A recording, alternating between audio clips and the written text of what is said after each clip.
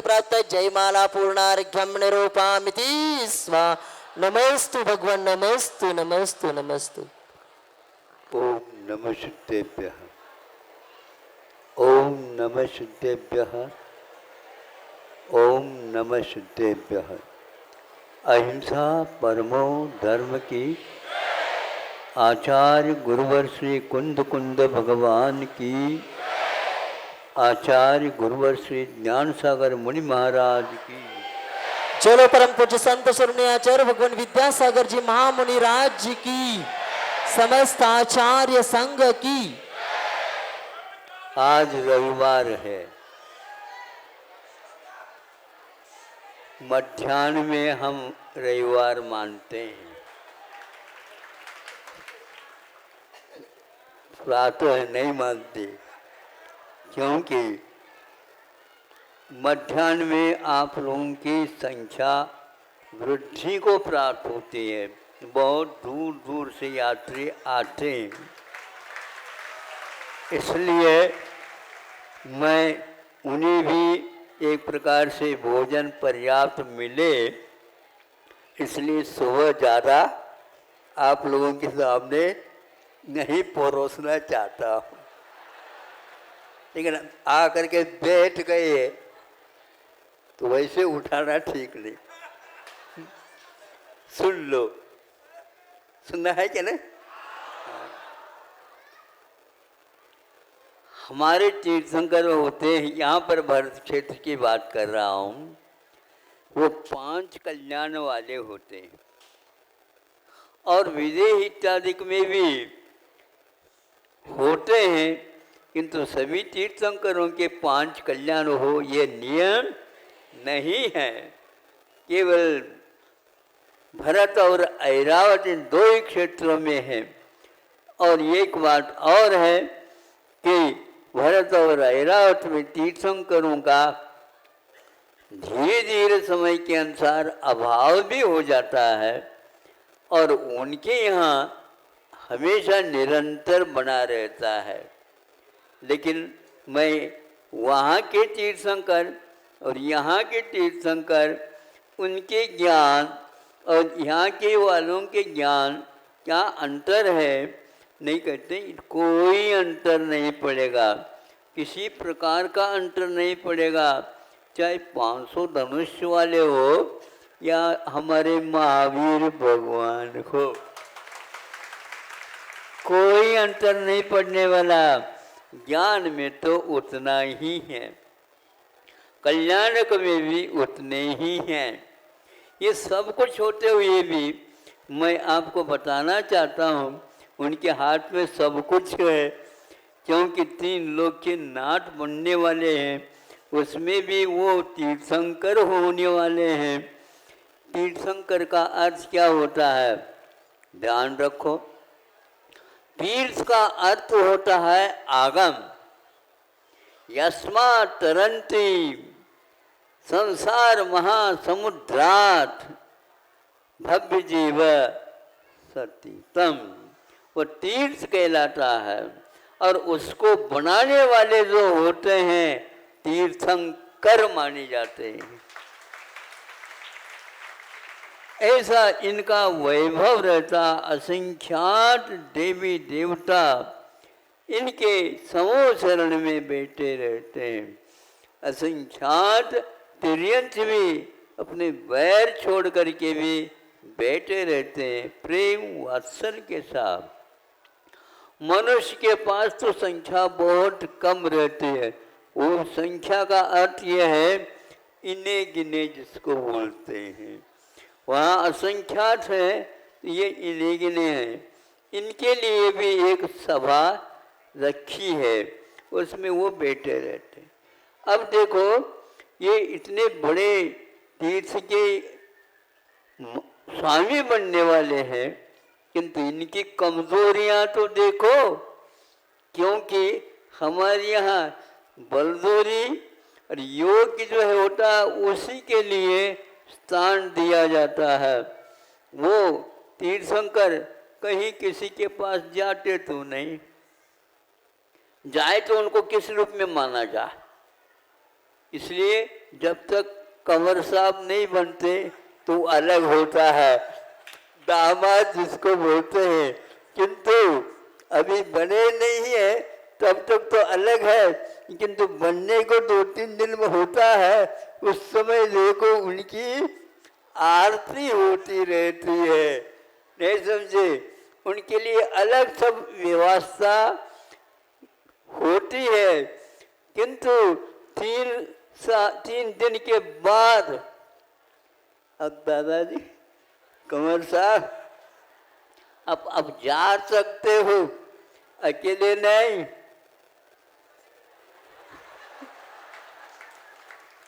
आप इस घर के मेंबर नहीं हो, ये पक्का है, क्योंकि न शोर लगती है न सूतक लगती है। किनको? दामाद, और दामाद के साथ अर्धांगिनी को भी यही हाल है, समझ रहे हो नहीं? अभी तक वहाँ कन्या मांगलिक मानी जाती थी, अब उसके लिए भी न शोर न सूतक उस घर के मेंबर नहीं माने जाते। यह है तीर्थंकरों के द्वारा लिखित रूप से पूर्व से ही चल रहा है। इस व्यवहार को अपने को नहीं भूलना है, नहीं है तो गड़बड़ हो जाएगा। सब वहाँ पर रिकॉर्ड बन चुका है, कोर्ट कचहरी इत्यादि में इनका ऐसा विवाह हुआ। तीर्थंकरों को कुछ दिन घर में रहना पड़ता है, जैसे कन्या रहती है, हैं? फिर इसके उपरांत उनका भी विवाह होना तो विवाह हो जाता, वो होता, सब कुछ हो जाता।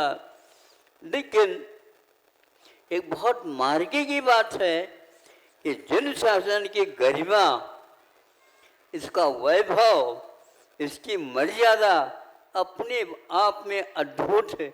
सभी देवलोग सब इनके चरणों में आ रहे हैं, लेकिन उनको भगवत पद की प्राप्ति मुनि बने बिना संभव नहीं है।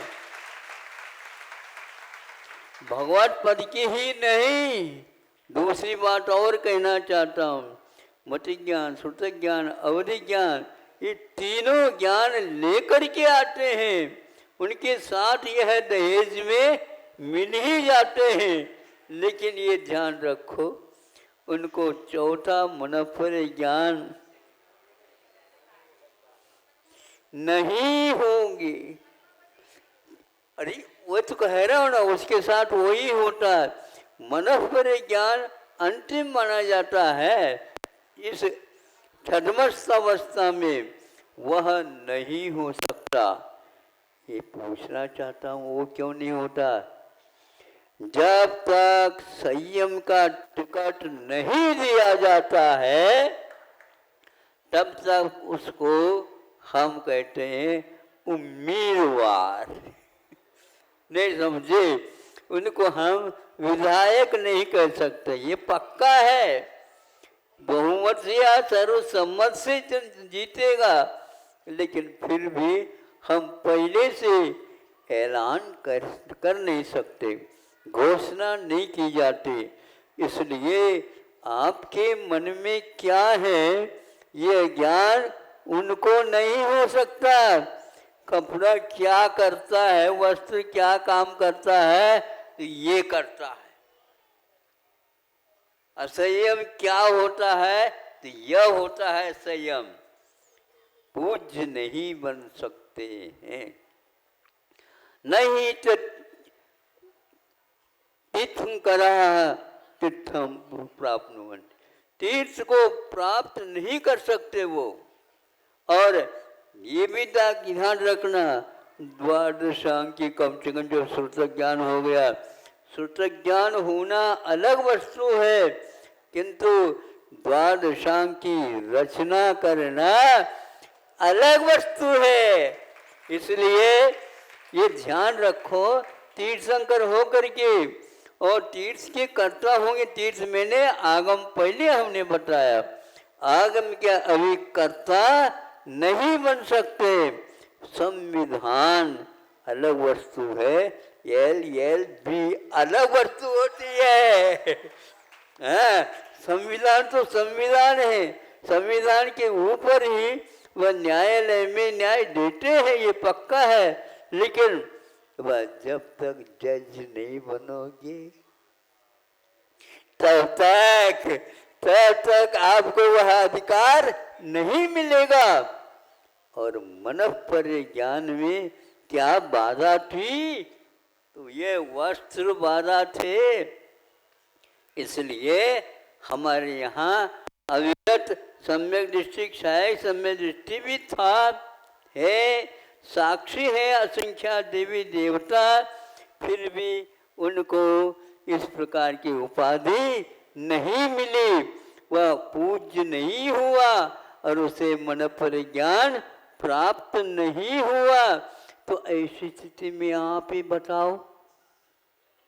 इसीलिए वस्त्र सहित में मुक्ति नहीं होती, इतनी नहीं, मन पर ज्ञान भी नहीं होता। और इस सिद्धांत को चाहे आप विदेश क्षेत्र में पूछो या भारतवर्ष में पूछो या ऐरावत वर्ष में पूछो, मन पर ज्ञानी को पूछो, परमावधि वालों को भी पूछ सकते हैं, किंतु यह ज्ञान नहीं होगा। आपके मन की बात को वह नहीं समझ सके, स्वयं के मन की बात को नहीं समझ सके, पूर्व में क्या क्या सोचा था वह नहीं सोच सके, किंतु आज की बात ये निराली है। आज तो असंख्यात अरब वर्षों का ज्ञान एक महिला को भी हो रहा है। ये उसी तीर्थ के आप उपासक हो करके ऐसे कैसे ये जघन्य बात कर रहे हो, लेकिन यहाँ तीर्थंकरों के अभाव में लोकतंत्र में ऐसा सुनना पड़ता है। लेकिन सुनते सुनते ये ध्यान रखो, इससे आप से पलने वाला नहीं, चलने वाला नहीं। इसलिए ये कहना चाहता हूँ, मन पर ज्ञान के लिए सर्वथा परिग्रह का त्याग अनिवार्य होता है। तीर्थंकर प्रकृति का बंद अभी भी चालू है, निरंतर बंदी कहलाते हैं। लेकिन वहाँ कहता है कि जब तक आप वस्त्र में लपेटे रहोगे, आपको हम किसी प्रकार से उम्मीदवार के रूप में भी स्वीकार नहीं कर सकेंगे। और देव इसके लिए साक्षी है। तब कल्याण तभी होगा जब परिग्रह छोड़ोगे और वस्त्र का त्याग करोगे और ये संकल्प लोगे। किसके सामने संकल्प लेना उनको? वो संकल्प स्वयं लेंगे, तभी आपको संकल्प दिला सकेंगे। कैसे लेंगे वो? तो कहते हैं नमः सिद्धेभ्यः, यह उनका सूत्र है। तभी केश लोच किया जाता है।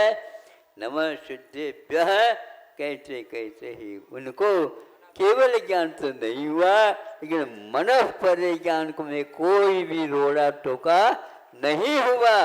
इसलिए अविरत अवस्था में किसी को पूज्यता प्रदान करना चाहते हो तो आप तीर्थंकर भगवान के अवर्णवाद कर रहे हो।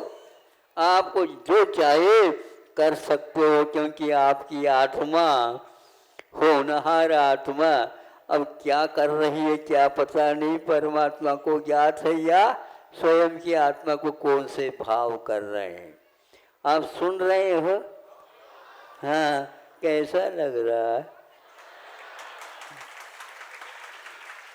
तीर्थंकरों की भी मर्यादा है और वो मर्यादा पुरुषोत्तम कहलाते हैं। स्वयं उस मार्ग पर चलते हैं, फिर इसके उपरांत योग्यता के बल पर बोलते हैं। ज़्यादा तो नहीं कर सकूँगा। आज गांधी जयंती सुनते हैं, हमारे सामने एक बच्चा बैठा है, गांधी का ही खड़े हो जाए। अच्छा अच्छा अच्छा, दोनों। हाँ, चश्मा तो लगने दो।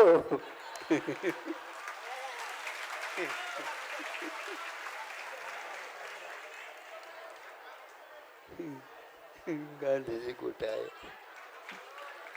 हाँ, अहिंसा दिन के दिवस के रूप में आज पूरा भारतवर्ष, ये नहीं तो अन्य देशों में भी इसको स्वीकारते हैं, क्योंकि अहिंसा ही परम धर्म है। इस धर्म के साथ या पास सभी धर्म समाहित हो जाते हैं। जो धर्म कर्म कर रहे हैं यदि अहिंसा से विमुख है, उसको हम किसी भी प्रकार से, उन्होंने जब ये संकल्प लिया मैं आज से 5 पापों का त्याग करता हूँ, सिद्ध परमेश्वर के सामने साक्षी करके, स्वयं सिद्ध नहीं बने हैं इसलिए वो नमः सिद्धि भी करते हैं। तीर्थंकर भी जिस परमेश्वर को याद करते हैं, आप आत्मा को पहले याद मत करो, उन पंच परमेश्वरों को याद करो, क्योंकि तीर्थंकर भी उनको याद करते हैं। इतना ही कहना चाहता हूँ, आप तैयार हो जाइए। अहिंसा परमो धर्म की।